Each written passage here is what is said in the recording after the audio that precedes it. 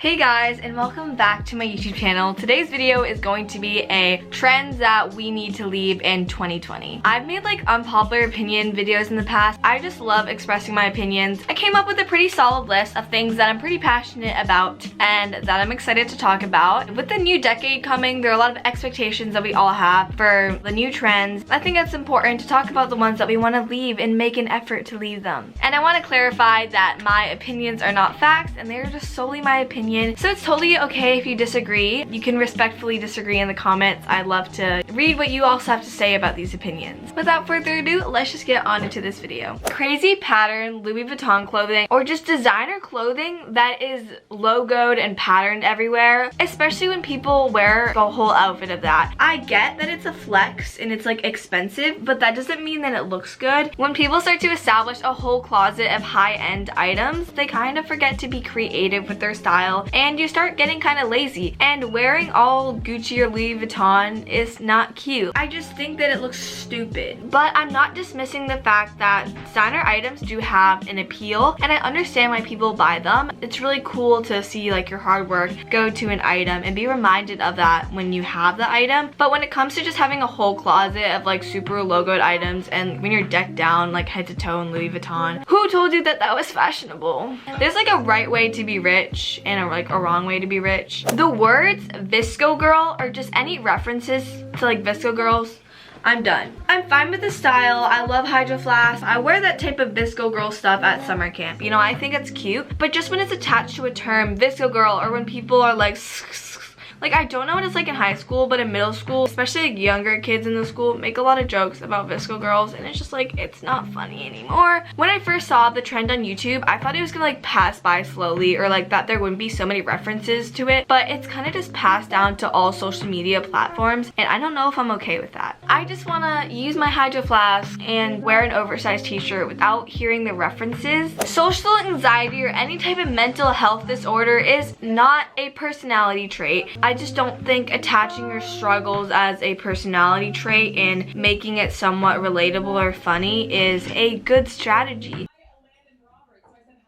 I know that a lot of influencers do it and a lot of people like watching that or they find it relatable, but I like watching people that I look up to, and I'm not saying that I don't look up to people that struggle with anxiety, because we all do on some type of level, but people that find it to be funny, I don't look up to that, and I like watching other people that inspire me. That's just not something that I want to see in my subscription box. Astrology and Zodiac signs need to go. Actually, in the summer, I was pretty into them. Just in the beginning of this year, I was like, yes, astrology. I was researching. Every time I like someone, you know, I calculate their birthday, do some research on their sign. But I've recently realized that you tell yourself that, oh my gosh, this sign is totally me. Your brain wants to relate to this sign. For example, I'm a Cancer, but if you told me my whole life that I was a Virgo and I was looking through all these Instagram threads and looking at the Virgo, what Virgos are supposed to be like, I just tell myself, oh yeah, I'm a Virgo. Oh my gosh, I can totally relate to that. Every single one of them applies to me if I try hard enough to relate to it. So your brain, while you're looking at those posts, is trying to connect yourself with the astrology sign because you secretly want to be able to relate to it. This phrase or this like saying was popular on social media, but now it's starting to become like an everyday phrase, or people are just using it a lot more recently. But whenever you have a want, usually in like wanting a boyfriend, wanting a girlfriend, people seem to dismiss that desire with, you need to love yourself first. I do agree. You can't not appreciate your presence and expect someone else to appreciate your presence, but at the same time, I feel like people need to validate your desires. You know, you can love yourself and still want a relationship. In a conversation, you can really make someone feel invalidated. If you're telling that person automatically after they're stating their desire, you need to love yourself first, I just don't think it's sending the right message. It's okay to love yourself and still desire a relationship, or not only a relationship, but just other things. I think it's making people scared to like be honest with their desires. People targeting a specific person directly in their YouTube video is just too much in my opinion. You know what I mean, like those YouTube videos are like, I can no longer stand this person is a liar. I just think it comes off negatively, and I feel like that's just not the reason why you're on social media, you know what I mean? To call others out. You don't have to see this person, like you might see them at an event or something. You don't need to associate yourself. You don't need to tell your audience that, and especially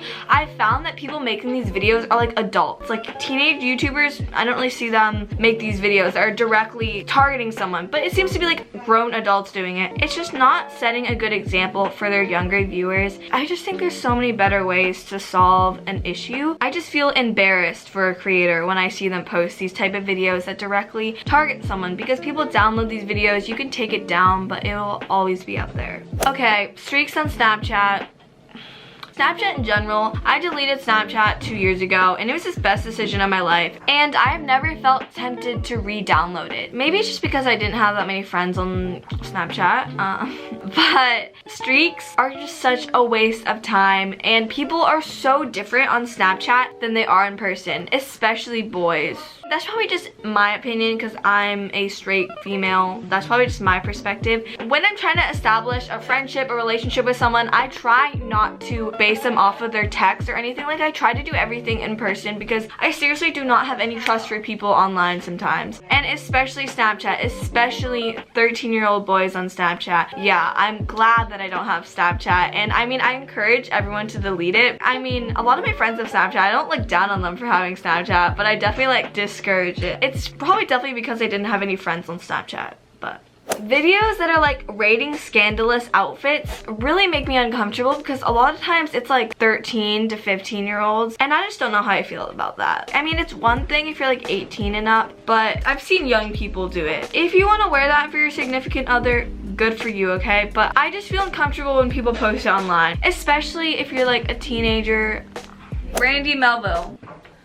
Brandy Melville is a brand that I've had very different opinions on. You guys might have seen my video on Brandy Melville, and I was explaining why I shop there. And now I'm going to be explaining why I don't shop there anymore and why I'm planning on not doing that in the next decade either. So honestly, my reason for not shopping at Brandy Melville probably isn't the one that you guys were expecting or like the right one. For one, this is not my main reason for not shopping there, but this is one reason why I think it needs to like die in 2020, is that we've normalized clothing that is just one size and one size fits small. I feel like at first I was annoyed with Brandy Melville, and then I started normalizing the idea of it. Like, it became normal to me. Brandy Melville for a while was the only store that I was shopping at. Since everything is one size, when you're shopping in the store, you just pull stuff off the racks. And I started realizing as I was going to other shops, I was so used to Brandy Melville's culture, so I would just take things off the rack and they weren't even my size. And I just realized how much I had normalized clothing being one size, and I wasn't even annoyed about it anymore. But the main reason for me is that it just wasn't modest for me. And honestly, if you are that perfect Brandy body, their clothing isn't that immodest. And this is just me speaking on how I feel with my values and my religion, but the way that Brandy Melville's clothes looked on their models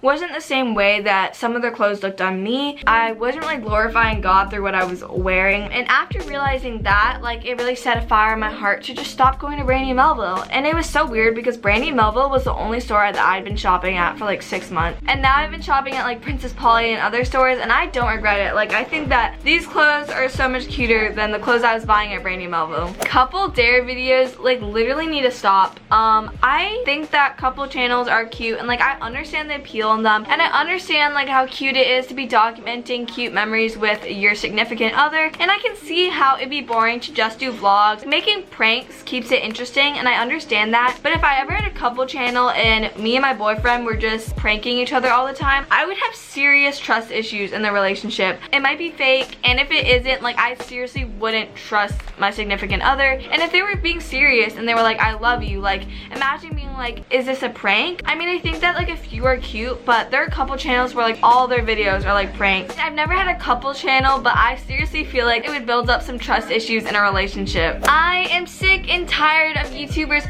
not addressing their privilege and making money. I totally understand the grind, especially being a creator and like seeing what goes on behind the scenes. Like, it is hard work, but I feel like a lot of people, especially young people, are like buying houses. That's great, like, good for you. Like, there's nothing wrong with buying a house if you could do it, but I feel like if you're not addressing that you are very lucky and fortunate to be able to make money off of social media, even though it's hard, there are definitely harder ways to be making this money. Addressing to other people that you know that you are fortunate and privileged to have this opportunity to make money doing something you love is really important, and I feel like a lot of YouTubers are missing that, not disclaimer, but like addressing that this is a fortunate situation. I hope you guys enjoyed watching my trends that we need to leave in 2019 video. It was really fun to, you know, get this stuff out, and I was kind of yelling at the camera, especially because there's like cooking going on in the background, so I'm trying to make my audio sound good. But don't forget to like, comment, and subscribe, and follow me on my Instagram. We're definitely gonna be posting a lot of stuff about my goals for 2020, so stay tuned. That's all I had to say, and I'll see you guys in the next one.